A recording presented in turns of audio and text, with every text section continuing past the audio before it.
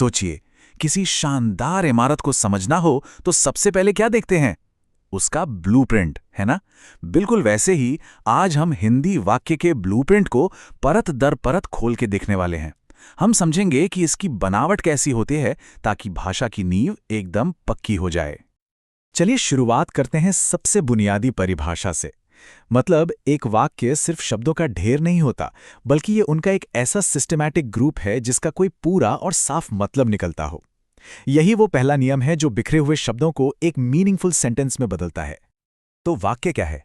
ये भाषा की सबसे छोटी लेकिन अपने आप में पूरी एक यूनिट है। जैसे एक मजबूत दीवार सही तरीके से जमी हुई ईंटों से बनती है ना, ठीक उसी तरह एक सही वाक्य भी कुछ बहुत जरूरी चीजों से मिलकर बनता है। आइए देखते हैं कि ये चीजें हैं क्या।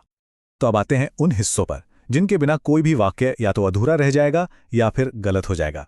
और ये कोई मामूली लिस्ट नहीं है। ये वो 6 मजबूत पिलर हैं जिन पर एक सही और असरदार वाक्य की पूरी इमारत टिकी होती है। जी हां, पूरे 6। इन्हें किसी भी मीनिंगफुल हिंदी वाक्य के लिए जरूरी सामग्री समझ लीजिए। अगर इनमें से एक भी चीज गायब हुई तो वाक्य का पूरा ढांचा ही कमजोर पड़ सकता है। तो ये रहे वो 6 जरूरी तत्व। पहला है सार्थकता, यानी वाक्य में इस्तेमाल हर शब्द का कोई मतलब होना चाहिए। दूसरा, योग्यता, मतलब जो बात कही जा रही है वो लॉजिकल हो। जैसे आग ठंडी है, ये योग्यता के हिसाब से गलत है। तीसरा है आकांक्षा, यानी वाक्य अधूरा ना लगे, उसे सुनकर और कुछ जानने की इच्छा न बचे। चौथा है आसक्ति, मतलब शब्द बहुत दूर दूर न लिखें या बोले जाएं। और आखिर में सबसे जरूरी पदक्रम और अन्वय। पदक्रम यानी शब्दों का सही ऑर्डर, और अन्वय यानी ग्रामर के हिसाब से कर्ता और क्रिया का सही मेल। ये सब मिलकर ही एक वाक्य को क्लियर और सटीक बनाते हैं।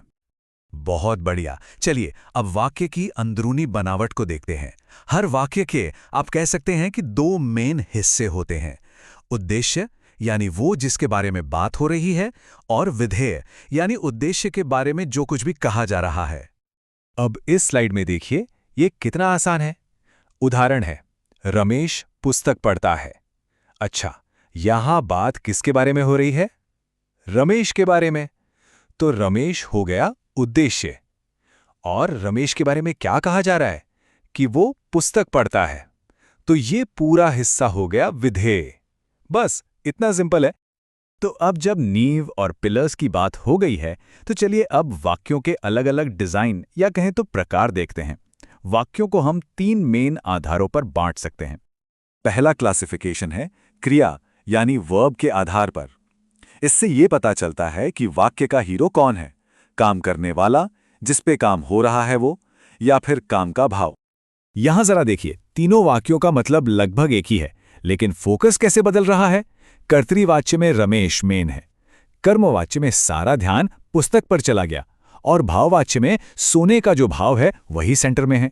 ये स्लाइड इस बारीक से फर्क को बहुत अच्छे से दिखाती है। चलिए अब दूसरे तरीके पर आते हैं। मतलब के हिसाब से ये बताता है कि वाक्य का इरादा क्या है। क्या वो कोई जानकारी दे रहा है, या सवाल पूछ रहा है, या फिर कोई हुक्म दे रहा है। वाह, क्या कमाल की वैरायटी है। मतलब हिंदी भाषा में हम अपनी बात को कितने अलग अलग अंदाज में कह सकते हैं।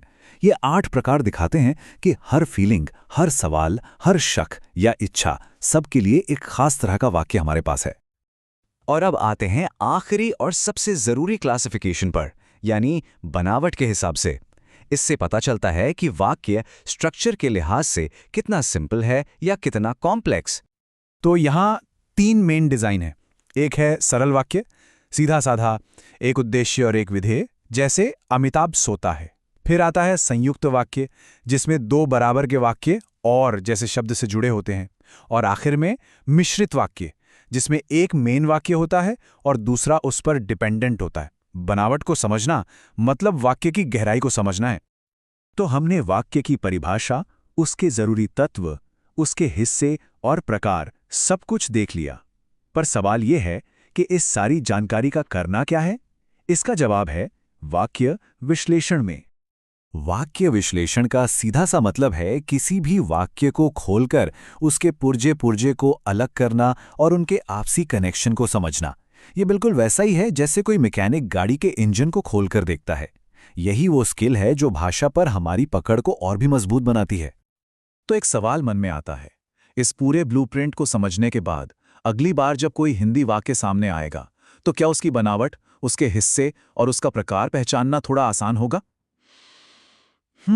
सोचने वाली बात है ना?